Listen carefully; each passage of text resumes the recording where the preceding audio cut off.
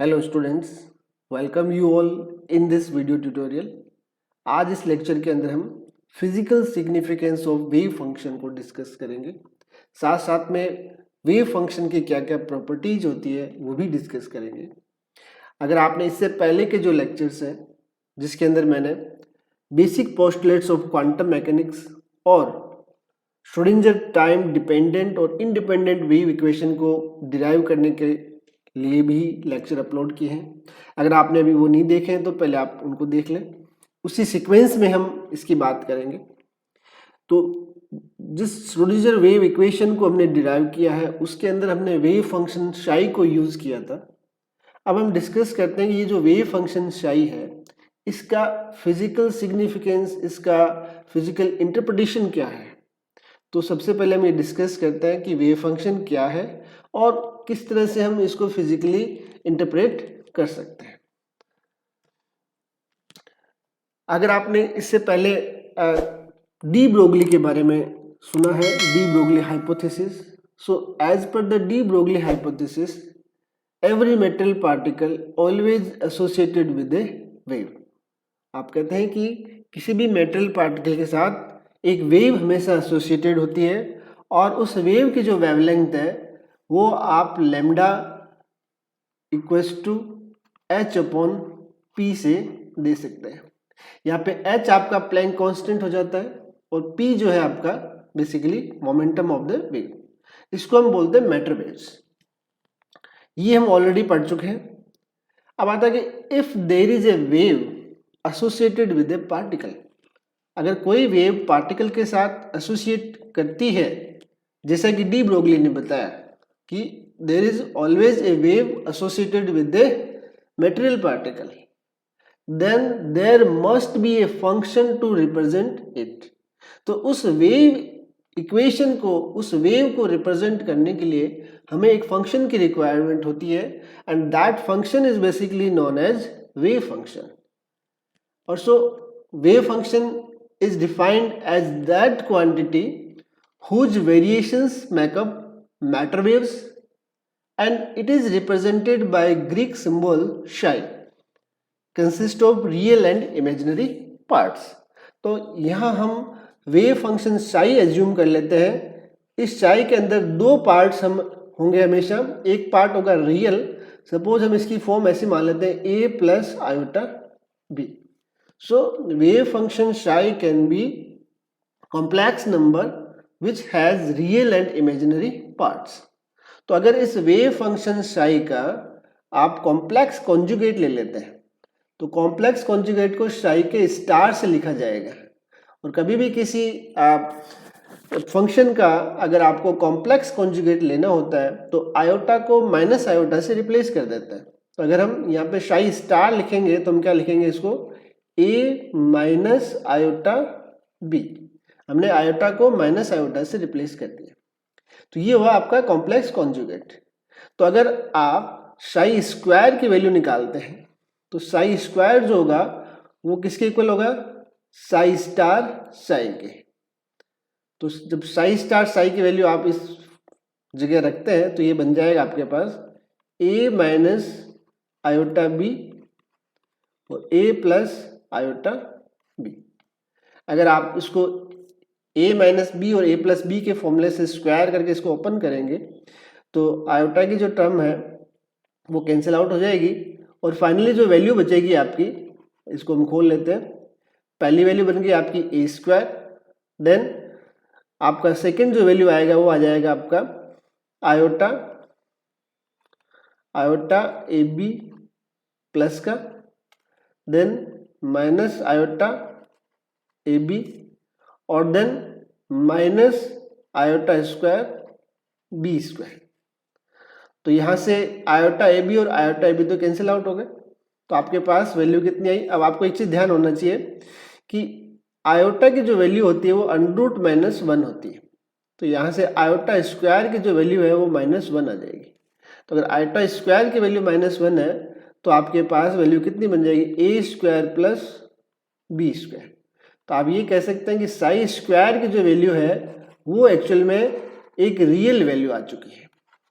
तो इसको हम थोड़ा सा इस तरह से बोल सकते हैं कि साई बेसिकली एक कॉम्प्लेक्स नंबर, साई हमने जो यहाँ पे यूज किया वो कैसा था, हमारा एक कॉम्प्लेक्स था जिसके अंदर रियल और इमेजिनरी पार्ट थे, लेकिन साई का जो स्क्वायर है वो कितना आया, a square plus b square, that is a real quantity. तो आप कहते हैं कि एक पार्टिकल के साथ में एक वेव एसोसिएटेड है और उस वेव को रिप्रेजेंट करने के लिए आपको एक वेव फंक्शन चाहिए and that wave function is basically the शाई। तो शाई का इटसेल्फ कोई फिजिकल सिग्निफिकेंस नहीं है क्योंकि ये एक फिजिकल क्वांटिटी नहीं है, सो बेसिकली एक कॉम्प्लेक्स क्वांटिटी है। लेकिन जब आप वेव फंक्शन शाई का स्क्वायर कर देते हैं then you got the real quantity a square plus b square. तो आप ये कह सकते हैं कि वेव फंक्शन शाई का कोई फिजिकल सिग्निफिकेंस बेसिकली नहीं है, but when we square the wave function psi it gives us the real value. So square of the wave function psi is basically having the physical significance. अब ये physical significance दिया था max born ने। So as per Max Born hypothesis we can physically interpret the wave function. So Max Born कहता है a particle which is described the wave function शाई r vector comma T. यहाँ are vector हमारा एक position vector है जो x Y और Z तीनों को रिप्रेजेंट कर रहा है।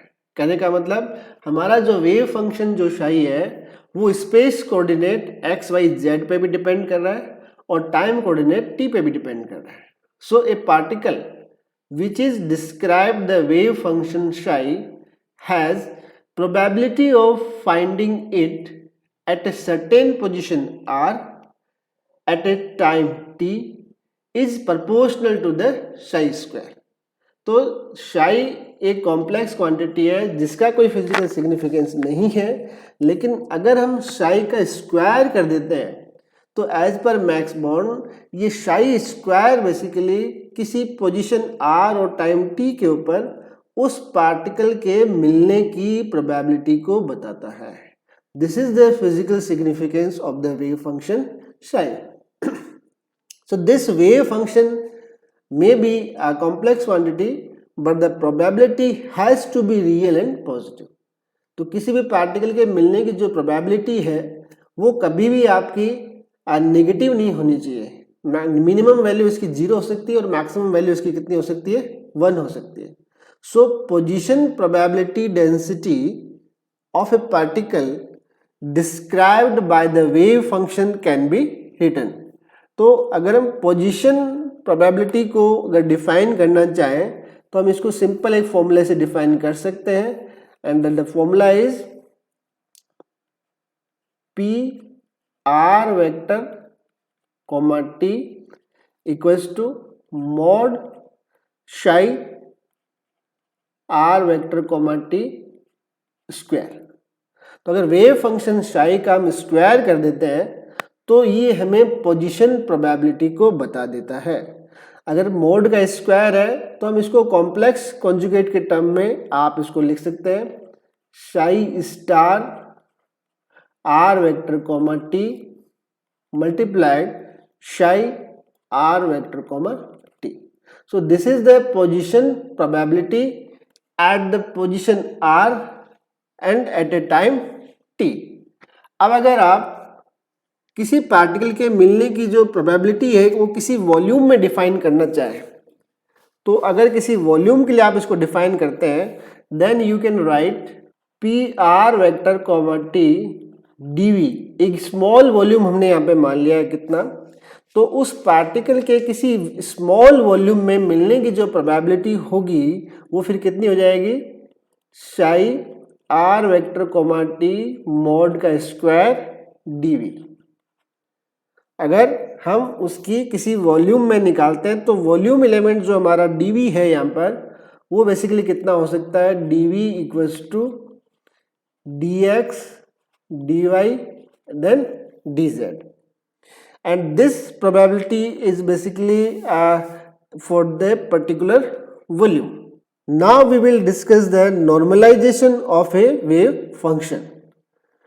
So according to the physical meaning of wave function, the probability of finding the particle in a volume dv is given by, ये हम अभी कर चुके हैं कि अगर किसी वॉल्यूम के अंदर किसी पार्टिकल के मिलने की अगर प्रोबेबिलिटी को आप डिफाइन करते हैं तो वो कितनी आती है, psi r vector comma t mod square dv। ये किसी वॉल्यूम के अंदर हो गई आपके पास। And the total probability of the particle in whole universe, तो अगर हम इस एक्सप्रेशन का इंटीग्रेशन कर दें कहां से कहां तक, minus infinity to plus infinity, that means whole universe. इसका मतलब क्या हुआ कि अगर p r vector comma t किसी पार्टिकल के मिलने की प्रोबेबिलिटी को बताता है और अगर वो पार्टिकल यूनिवर्स में एग्जिस्ट करेगा, यूनिवर्स के बाहर तो कहीं जा नहीं सकता, तो उस यूनिवर्स में उस पार्टिकल के मिलने की जो प्रोबेबिलिटी है वो कितनी हो जाएगी, minus infinity to plus infinity psi x vector comma t d mod whole square dv. So the particle must exist somewhere in the whole universe, क्योंकि पार्टिकल तो यूनिवर्स में एग्जिस्ट कर रहा है यहाँ पे। So the probability of finding a particle in the whole universe must be maximum, that is 1। क्योंकि अगर आप पी जो आप कहते हैं कि probability of finding the particle है और पार्टिकल यूनिवर्स में एग्जिस्ट कर रहा है, तो ये जो आपने इंटीग्रेशन लिया है minus infinity to plus infinity शाई स्क्वायर डीवी, ये उसकी प्रोबेबिलिटी को अगर डिफाइन करता है तो पूरे यूनिवर्स के लिए इंटीग्रेशन की वैल्यू कितनी आनी चाहिए, 1। क्यों? क्योंकि या तो पार्टिकल एग्जिस्ट करता है या पार्टिकल एग्जिस्ट नहीं करता है। तो पार्टिकल एग्जिस्ट करने का मतलब उसकी प्रोबेबिलिटी कितनी होनी चाहिए, 100%, दैट इज द 1। तो अगर इस इंटीग्रेशन की वैल्यू 1 आ जाती है, then you can say if a wave function is chosen such that it satisfy the above condition. कौन सी कंडीशन? ये जो कंडीशन है आपकी, अगर कोई वेव फंक्शन इस कंडीशन को सेटिस्फाई करता है, then the wave function is said to be normalized and this property is called normalization of a wave function. तो अगर किसी वेव फंक्शन को हम होल यूनिवर्स के लिए इंटीग्रेट कर दें तो उसकी वैल्यू हमेशा कितनी आनी चाहिए, 1 आनी चाहिए, और यही आपकी नॉर्मलाइजेशन कंडीशन कहलाती है। अब हम देखते हैं कि इस वेव फंक्शन की क्या क्या प्रॉपर्टीज होनी चाहिए। So wave function psi must be well behaved in a given region. किसी पर्टिकुलर रीजन के अंदर ये वेल बिहेव्ड होना चाहिए, that is psi and first derivative of the psi, that is del psi upon del x must be single valued, continuous and finite. तीनों ही points important है कि must be single valued, that means कि wave function जो psi है, suppose वो x पे depend करता है, तो x की किसी वैल्यू के लिए शाई की मल्टीपल वैल्यूज नहीं होनी चाहिए। क्यों?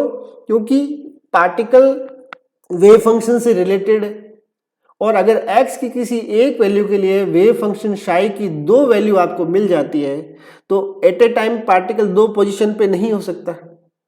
तो अगर ऐसा होगा तो हमारा वेव फंक्शन गलत हो जाएगा। इसका मतलब वही वेव फंक्शन पार्टिकल को रिप्रेजेंट कर सकता है जो कैसा हो, single valued, that means x की किसी वेरिएबल वैल्यू के लिए शाई की वैल्यू भी कितनी आनी चाहिए, 1 ही आनी चाहिए।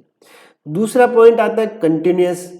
अगर वेव फंक्शन जो आपने कर्व की फॉर्म में लिया है, अगर कर्व में कंटिन्यूटी ब्रेक है, आप इसको ऐसे देख सकते हैं कि अगर मान लो आपके पास वेव फंक्शन है और इसको मैं इस तरह से ड्रॉ कर देता हूं लाइक दिस, ये वेव फंक्शन। अब सपोज यहां पे आके आपका वेव फंक्शन में कंटिन्यूटी ब्रेक आ जाता है, तो जब कंटिन्यूटी ब्रेक आ गया है तो उस जगह पार्टिकल के साथ क्या होगा? पार्टिकल तो एग्जिस्ट कर रहा है, फिजिकल क्वांटिटी है, और वेव फंक्शन अगर पार्टिकल के साथ में एसोसिएटेड है, then it must be continuous. ये हमेशा ही कंटिन्यूअस होना चाहिए। And the last one, it should be always finite. X variable x की किसी भी वैल्यू के लिए वेव फंक्शन फाई, अगर शाई जो आपका अगर इनफाइनाइट हो गया, तो इनफाइनाइट वेव फंक्शन की प्रोबेबिलिटी भी इनफाइनाइट हो गई। अगर स्क्वायर करेंगे तो, जो कि सही नहीं है। प्रोबेबिलिटी तो मैक्सिमम कितनी आ सकती है, 1 आ सकती है। दैट मीन्स कि our wave function psi must be single valued, continuous and finite everywhere. Not only wave function psi, its first derivative, that is del psi upon del x, also be single valued, continuous and finite everywhere. इसके अलावा second property जो wave function को satisfy करनी चाहिए वो ये है कि it should obey the principle of superposition. Principle of superposition का मतलब है कि suppose we have a wave function psi 1 that satisfy the Schrodinger wave equation, and suppose we have another wave function psi 2, it is again satisfying the Schrodinger wave equation, then the linear combination of these wave functions psi 1 and psi 2, that is the psi equals to a1 psi 1 plus a2 psi 2, must be the solution of the wave equation. अगर ऐसा नहीं है तो आपका wave function जो है किसी particle को रिप्रेजेंट नहीं कर रहा है। सो ये कंडीशन इस पे इंपोज रहती है। देन wave function psi must be normalized. Wave function normalized होना चाहिए अगर उसको पार्टिकल रिप्रेजेंट करना है। नॉर्मलाइज्ड होने का मतलब अभी हमने देखा कि जो पूरे यूनिवर्स के लिए जो प्रोबेबिलिटी है वो कितनी हो सकती है आपकी, must be unit, that is the 1। And the last one, expectation value जब हम किसी क्वांटिटी के लिए निकालते हैं, so the result of an experiment is the expectation value of given quantity Q, और एक्सपेक्टेशन क्वांटिटी अगर आप निकालना है तो ये उसका एक्चुअली फॉर्मूला होता है psi star Q psi dV। यहाँ पर हम ये मान के चल रहे हैं कि हमारा जो वेव फंक्शन है वो कैसा है, नॉर्मलाइज्ड। नॉर्मलाइज्ड होने का मतलब है कि psi स्टार psi dV की वैल्यू कितनी है, यहाँ पे 1 है। अदरवाइज यहाँ पे एक फैक्टर आपको और ऐड करना पड़ता, वो आता नीचे psi स्टार psi dV। तो अगर आपका फंक्शन नॉर्मलाइज्ड है तो इस नीचे वाले फैक्टर की वैल्यू 1 हो जाएगी, and this is the expectation value of the any physical quantity Q। I hope you got the idea of the physical significance of the wave function as well as the properties of the wave function. In the next lecture, we will discuss about the particle in a one-dimensional potential box. Thanks for watching this video.